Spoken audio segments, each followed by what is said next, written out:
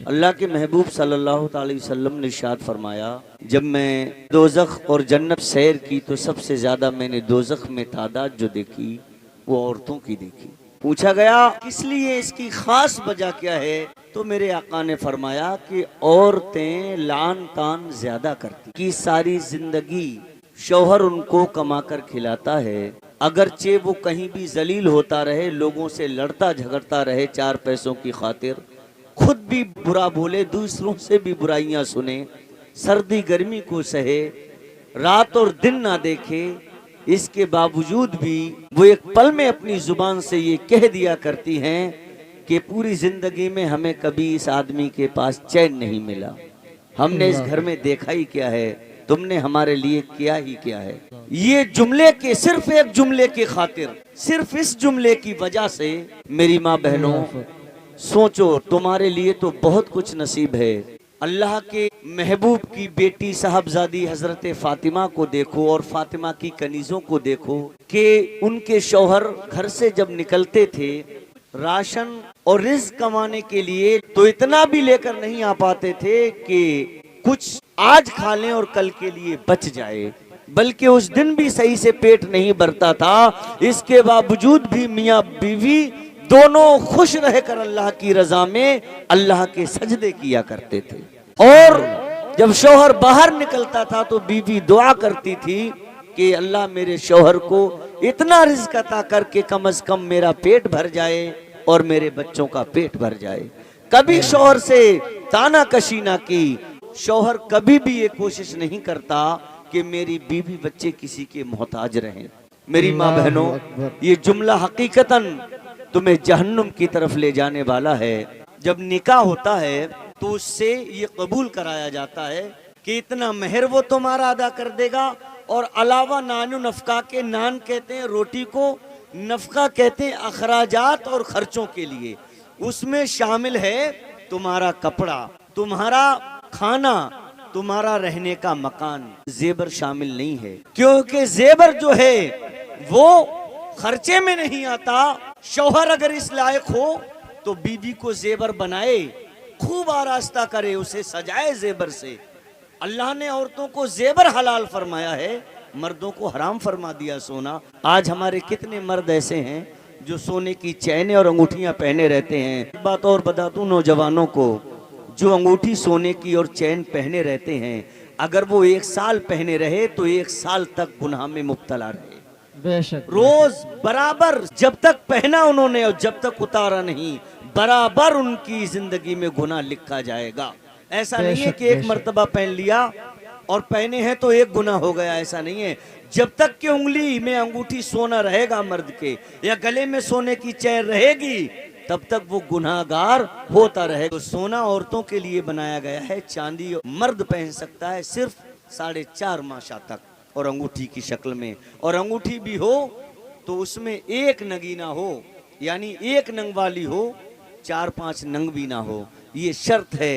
अब और तो सुनो, अल्लाह अगर चाहता तो तुम्हारी जीनत ना बनाकर वो तुम्हारे शौहरों को हुक्म देता कि तुम भी अपने जिस्म सोने से सजाओ और तुम्हारे शौहर भी सजाएं, मगर तुम्हें दुल्हन बनाया गया और दुल्हन को जो है जेबर से सजाने का हुक्म फरमा दिया। बेशक तुम्हारी सारी ख्वाहिशातें मर्द पूरी करते हैं। मेरे भाइयों, मेरे बुजुर्गों, तो उसकी जिम्मेदारी सिर्फ इतनी है कि वो तुम्हें रहने को मकान जिसमें वो रह रहा है उसमें रखे, और दूसरा पेट भर खाना खिलाए और कपड़ा पहनाए जैसा खुद पहने। अगर उसे खाना आधा पेट मिल रहा है तो आपको कोई हक नहीं है ताना देने का, आपको भी आधा पेट खाना पड़ेगा।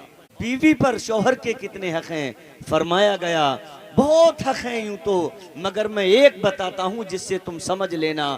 फरमाया गया 2 पहाड़ अगर रखे जाएं, एक पहाड़ काले रंग का हो और एक पहाड़ सफेद रंग का हो, और बीवी से शौहर ये कहे कि जो काले रंग का पहाड़ है इसको चाट कर सफेद रंग का कर, या कैसे ही सफेद रंग का कर दे, इसका कलर काला है, तो बीवी जानती है कि पहाड़ काला है वो सफेद नहीं हो सकता, लेकिन हुक्म की तामील ये है कि वो शौहर का हुक्म माने और उसे सफेद करने की कोशिश में लग जाए। ये शौहर का बीवी पर हक। अल्लाह ताला ने शौहरों को औरतों पर हाकिम बनाया है और औरतें उनकी महकूम हैं, लेकिन दर्जा औरतों का कम नहीं किया है।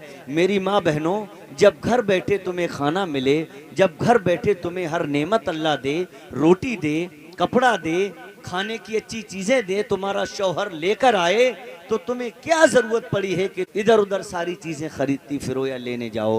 हाँ, आपकी मर्जी है, आप नहीं मानती तो कोई बात नहीं।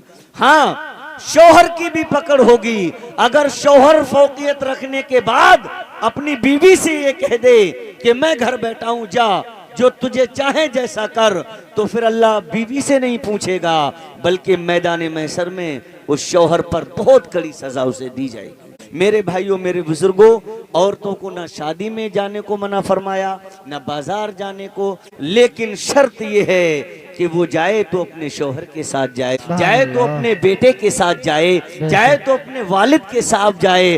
अरे गैर महरम के साथ, गैर मर्द के साथ तो अल्लाह ने हज तक मना फरमा दिया कि कोई भी औरत जो है गैर मर्द के साथ मेरे यहाँ हज करने नहीं आ सकती। तो फिर घूमने की इजाजत कहाँ से दे दी जाएगी? बेशक बेशक। औरत अपने बेटे के साथ हज करती है, अपने शौहर के साथ कर सकती है, अपने बाप के साथ जा सकती है, अपने खालू मामू फूफा जिनसे निकाह करना हराम है, किसी सूरत में उनसे जिससे औरत का निकाह हो ही नहीं सकता, उसके साथ इजाजत है कि वो हज करने चली जाए। और जिससे औरत का निकाह हो जाएगा उसके साथ वो हज करने नहीं जा सकती। बेशक बेशक। क्या पता शैतान कब गालिब आ जाए। मेरे भाइयों, एक बात याद रखना, अगर अपनी इज्जत अपनी बीवियों की नज़र में रखना चाहते हो, कभी भी अपनी बीवियों के भाइयों को और उनके वालिद को और उसकी माँ को, यानी कि उनके मैके वालों को कभी बुरा भला मत कहना। सबसे ज्यादा औरत उस वक्त अपने शौहर को दुश्मन की तरह समझती है जब उसका शौहर उसके मैके वाले को गाली देता है उसके सामने। औरत मैके से ऐसी जुड़ी होती है कि मरते मरते उसे अपना पीहर, अपने वालिद का घर याद रहता है। उसे अपने घर में खुशी हो, लेकिन अगर उसका भाई ना हो तो तुम उसके आंसू रोक नहीं सकते। उससे सारी खुशियां उसके दामन में होंगी, लेकिन जब भाई का और बाप का ख्याल आएगा तो उसकी हिचकियां बंध जाएंगी, उसे सबसे बड़ी कमी महसूस होगी। हमारे नौजवानों को चाहिए कि बात बात पर हम बीवी को एक गाली देते हैं तो उसके मैके वाले को 100 गालियां देते हैं, जिसकी वजह से फिर बीवी तेरी माँ को ही गाली नहीं देती, बल्कि तू उसका शौहर है, वो तुझे भी कुत्ते की तरह गालियां देकर एक लाइन में लगा देती है।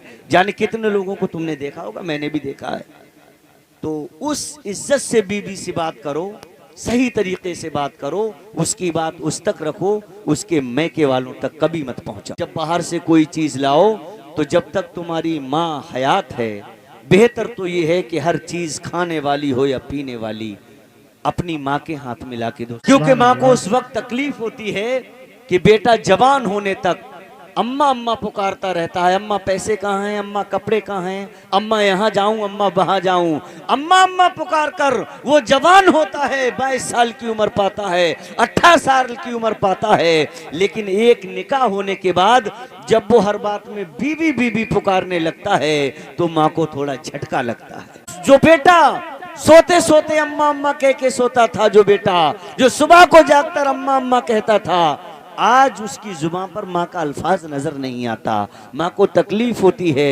मेरे भाइयों, मेरे बुजुर्गों, बीवी को जो चीजें लाओ बीबी के हाथ में दो तो बीवी से कहे कि मैंने तेरे हाथ में दी है, अब इस चीज को मेरी माँ के हाथ में देकर उसके दिल को ठंडा कर दे। माँ जाएगी कहाँ लेकर? हमने देखा है माँ जो है, अगर बहुएं उनके हाथ में सोना चांदी दे दे या पैसे दे दे, माँ दोबारा लौटा कर अपने बेटे और अपनी बहुओं को अता कर देती हैं कि हम क्या करें बेटा, तुम ही रख दो। तुम अहमियत तो देकर देखो अपनी सासों को, जो तुम्हारी सास हैं, अपनी सास को माँ की तरह समझें, और जो सास है वो अपनी बहू को अपनी बेटी की तरह समझे। जैसे वो अपनी बेटी की गलती को दरगुजर फरमा देती थी, ऐसे ही वो अपनी बहू की गलती को दरगुजर फरमाए और जो गलती उससे हुई है उस गलती के बारे में उसे सिखाए, ना कि ये कहे कि तेरी माँ ने तुझे क्या सिखाया। ऐसे तानों से बात यहाँ तक बढ़ जाती है कि बीबी मैके में बैठ जाती है, लड़का घर में बैठ जाता है। अब लड़का कमा कर नहीं देता, विदा होकर नहीं आती, दोनों गुनाहों में मुब्तला होते हैं, दोनों खानदान तबाह बर्बाद हो जाते हैं, तलाकें हो जाती हैं और घर के घर बर्बाद हो जाते हैं। तुम्हारी मेरी नजर के सामने कितने मंजर हैं।